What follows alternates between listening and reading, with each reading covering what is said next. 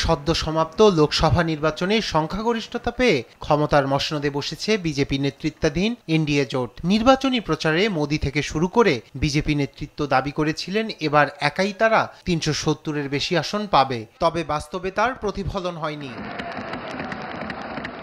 বিজেপিকে থামতে হয় ২৪০ আসনে। অন্যান্য শরিকদের আসন সংখ্যা মিলিয়ে সরকার গঠনের ম্যাজিক ফিগার পার করতে পেরেছে এনডিএ।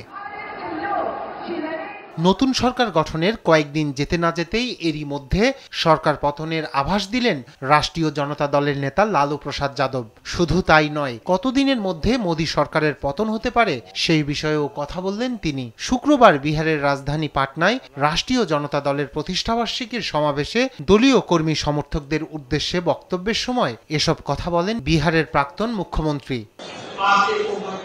আমি দলের সমস্ত কর্মীকে প্রস্তুত থাকার জন্য আবেদন করছি, কারণ যে কোনো সময়ে আবার নির্বাচন হতে পারে।